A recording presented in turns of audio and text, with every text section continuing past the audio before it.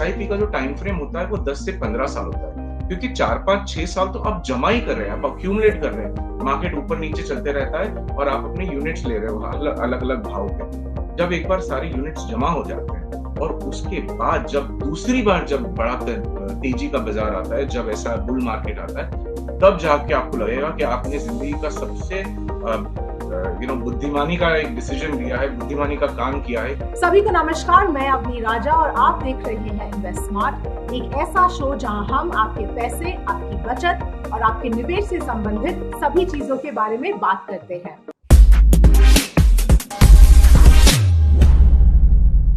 SIP के माध्यम से म्यूचुअल फंड्स में निवेश काफी हद तक बढ़ा है और केवल सितंबर में 16,420 रुपए तक पहुंच चुका है। तो आज हम एसआईपी के बारे में बात करेंगे और निवेशक के लिए ये क्यों एक बहुत अच्छा विकल्प है। कार्तिक झवेरी हमारे साथ है। कार्तिक, शो पर आपका स्वागत है। वैसे तो एसआईपी निवेश का एक माध्यम है, लेकिन अब एसआईपी का एसोसिएशन म्यूचुअल फंड से हो चुका है और ये निवेश की संख्या में क्लियरली दिख रहा है। बिल्कुल सही बात है। अभी एसआईपी ऑलमोस्ट ऐसा हो गया है कि एसआईपी इज म्यूचुअल फंड जो है वो एसआईपी है। तो लोग ऐसा नहीं कहते कि मुझे ये फलाने स्कीम में इन्वेस्ट करना है या यहाँ पे मुझे फार्मा सेक्टर दे दो या मुझे यहाँ पे ब्लू चिप में करना है। लोग नॉर्मली ये कहते हैं मुझे एसआईपी करना है। सवाल एक्चुअली ये होना चाहिए कि मुझे इतना पैसा है तो मुझे कौन से म्यूचुअल फंड में करना चाहिए, कहाँ पे अच्छा परफॉर्मेंस मिलने की उम्मीद है और उस हिसाब से करूँ। एसआईपी एक माध्यम है इन्वेस्टमेंट करने का, ना कि एक इन्वेस्टमेंट प्रोडक्ट। पर लोगों को थोड़ी कंफ्यूजन है, बट दोनों ही सूरतों में अच्छी चीज ये है कि अगर कोई एसआईपी शुरू कर देता है तो बहुत सारे सालों के लिए वो अपने लिए और अपने फैमिली के लिए एक बहुत बड़ी पूंजी जमा करने की क्षमता रख सकता है। जी बिल्कुल। तो आपको क्या लगता है कि ये ट्रेंड और ये जो ग्रोथ हम देख रहे हैं वो जारी रह सकता है? बिल्कुल जारी रहेगा, क्योंकि देखिए कि जो पहली बार स्टॉक मार्केट में अगर इन्वेस्टमेंट करने की सोच रखते हैं, उम्मीद कर रहे हैं, तो हम कोई भी नई चीज करने के पहले हम क्या करते हैं कि हम धीरे-धीरे करते हैं, छोटे-छोटे कदम लेते हैं, जिसको हम इंग्लिश में बेबी स्टेप्स कहते हैं। तो उस हिसाब से हम कोई भी चीज की तरफ अपना रुख बनाते हैं, राइट? तो उसी तरह से एसआईपी एक बहुत ही अच्छा माध्यम है। तो जो भी फाइनेंशियल एडवाइजर होगा, काउंसलर होगा, प्लानर होगा आपका, वो पहली चीज आपको ये बताएगा कि अच्छा इक्विटी मार्केट में इन्वेस्ट करना है, बहुत बढ़िया। कैसे करेंगे? बड़ा पैसा नहीं लगाना है, पर छोटा-छोटा पैसा लगाओ, हर महीने पैसा लगाओ। जिस तरह से आप रिकरिंग डिपॉजिट में करते हैं, उसी तरह से करो। तो एक ये कारण हो जाता है कि शुरुआत जो होती है लगभग आजकल के सारे इन्वेस्टर्स की, वो इस माध्यम से होती है। दूसरा पॉइंट ये होगा कि जब हमारे देश में ब्याज दरें गिरने लगेंगी, तब मेरे ख्याल से एसआईपी को एक बहुत बड़ा पुश मिलेगा, क्योंकि लोगों के पास जो रिकरिंग डिपॉजिट करने का जो विकल्प था, वो विकल्प भी बंद हो जाएगा। क्योंकि अगर आज की तारीख में अगर आपको 7.5-8% का ब्याज मिल रहा है और अगर आगे कुछ सालों में अगर ये ब्याज गिर के 4%, 5%, 6% हो जाता है, तो नेचुरली आप वहां पे नहीं करेंगे, क्योंकि टैक्स भी ज्यादा है और रिटर्न भी कम है। तो लोग अपना जो इन्वेस्टमेंट करेंगे या निवेश करेंगे, वो सारा इस क्षेत्र में करेंगे, म्यूचुअल फंड्स में। तो मेरे ख्याल से एसआईपी को और भी ज्यादा फायदा होगा आगे आने वाले समय में। जी, और एसआईपी के जरिए निवेश करना, इसमें भी काफी सारे बेनिफिट्स है। अगर आप इसके बारे में कुछ बताएं। देखिए, सबसे बड़ा बेनिफिट एक नजरिया है मेरे ख्याल से। ये सब तो चलिए मान के चलते हैं कि बहुत ही कॉमन बातें हैं कि एसआईपी करने से आपको ये फायदा होगा। आप बढ़ती हुए मार्केट में आप धीरे-धीरे अपना इन्वेस्टमेंट कर रहे हो। गिरती हुए मार्केट में, मंदी वाले बाजार में आपको ज़्यादा यूनिट्स मिल रहे हैं, कॉस्ट एवरेजिंग हो रहा है, एक्सेट्रा। ये सब तो है ही, ये तो पता है। पर एक दूसरी चीज़, दूसरी नज़रिए से देखो, 25,000 अगर आपने 25 साल तक कर लिए, यानी कि आपकी जो नॉर्मल वर्किंग लाइफ है, जो आपका करियर है, जहाँ पे आप काम करते हो, जो काम करने के मेन वर्ष होते हैं आपके, 30 से 55 ले लो या 25 से 50 ले लो या 35 से 60 ले लो, जैसे भी कैलकुलेट करो आप। अ, तो जो आपके पास ये 25 एक साल होते हैं इन्वेस्टमेंट करने के लिए, वहाँ पे आपकी पूंजी कितनी बन जाएगी? एकदम एकदम कंज़र्वेटिव भी हम सोच के चले कि केवल हमको 12% का ही रिटर्न मिलेगा अगले 25 सालों में, तो भी 5 करोड़ की पूंजी बन जाएगी।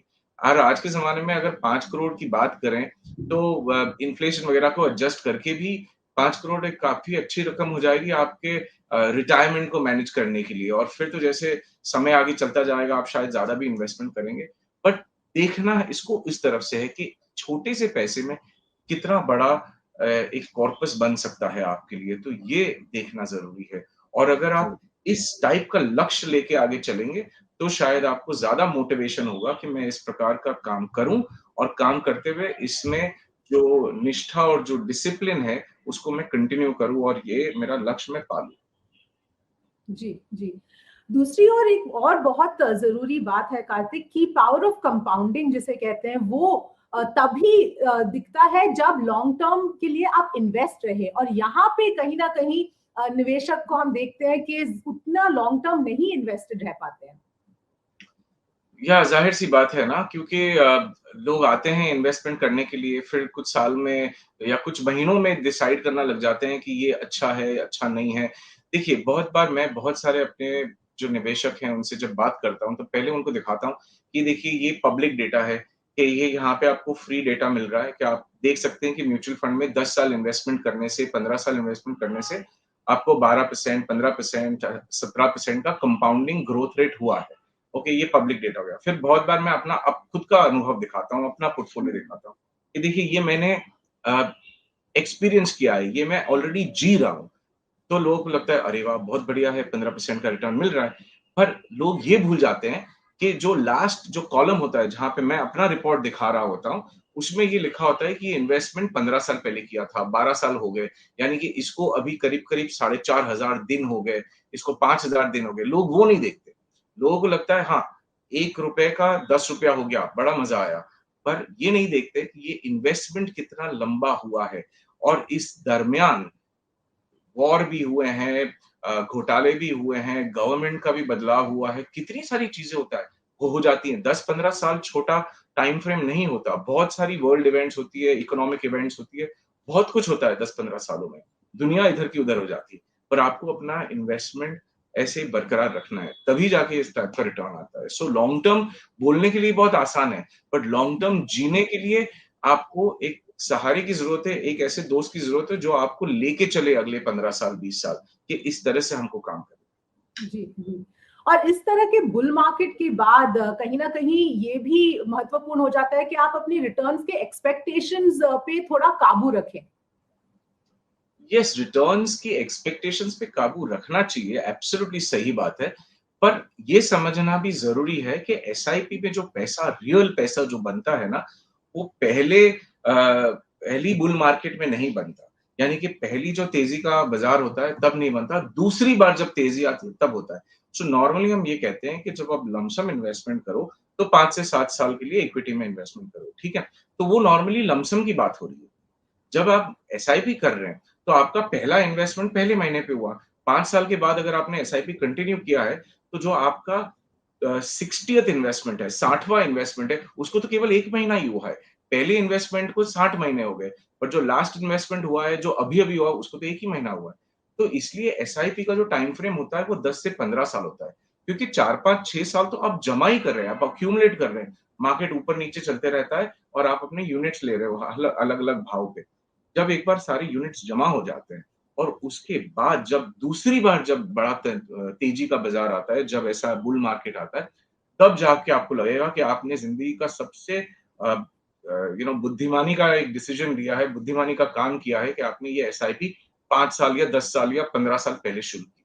तब जाके आपको इसका रियल बेनिफिट दिखाई देता है। कभी-कभी ये भी हो जाता है कि आपने इन्वेस्ट किया 1 साल में बहुत अच्छा एक्सपीरियंस हो गया, पर एक्सपेक्टेशन 12 से 15% की होनी चाहिए। मुझे याद है कि अ, हमारी इन्वेस्टर ग्रुप में एक पायलट थे, बहुत ही बढ़िया इन्वेस्टमेंट हुआ था। एसआईपी से बहुत सारा संपत्ति बनाई थी उन्होंने। उन्होंने अपना एक्सपीरियंस देखते हुए एक दूसरे पायलट को भी रेफर किया। बट हुँ, उनका एक्सपीरियंस ये था कि हर बार 5% मार्केट अगर नीचे गिर जाता, तो हाय मेरा पैसा बर्बाद हो गया, ये हो गया, वो हो गया। तो ऐसा करते-करते उन्होंने अपना इन्वेस्टमेंट बहुत जल्दी निकाल दिया, जबकि वो जो पहले वाले पायलट है, वो आज तक भी इन्वेस्टेड है। क्योंकि ये मानसिकता भी है हमारी कि लॉन्ग टर्म जो है, वो जीना बहुत अलग चीज़ है। एक्सपेक्टेशन जो होता है, वो 12-15% मिलता है। बोलने में कितना ईज़ी है, पर जब जी। आप इसको जियोगे 15 साल, तब जाके इसका रियल फ़ायदा पता चलेगा। बिल्कुल, बिल्कुल कार्तिक।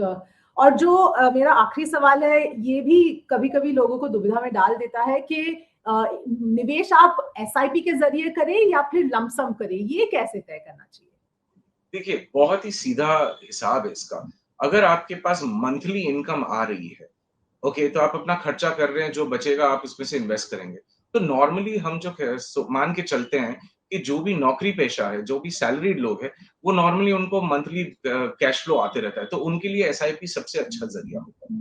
अच्छा, अभी जो लमसम है, क्योंकि जो दूसरी साइड पे देखें कि जो बिज़नेस ओनर है, उसको मंथली इनकम नहीं आती। बहुत बार उसको ऐसे टुकड़ों-टुकड़ों में अपना जो इनकम है वो आती है, ऐसे ऐसे चंक्स में आती है कि बड़े-बड़े एक हिस्सों में आती है।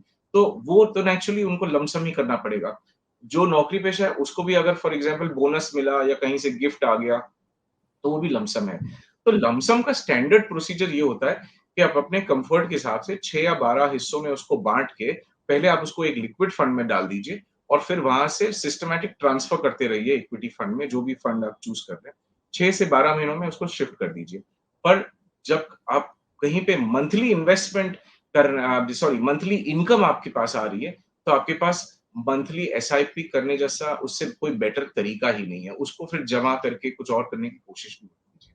सो बेसिकली मंथली अगर आप कमा रहे हैं तो एसआईपी कीजिए, अगर आप मंथली नहीं कमा रहे हैं तो लमसम कीजिए। बहुत सी बिल्कुल कार्तिक, इसी के साथ शो यहीं पर समाप्त करते हैं। हमारे साथ जुड़ने के लिए बहुत बहुत धन्यवाद, और हमारे दर्शकों के लिए आज के लिए बस इतना ही। मिलेंगे अगले हफ्ते।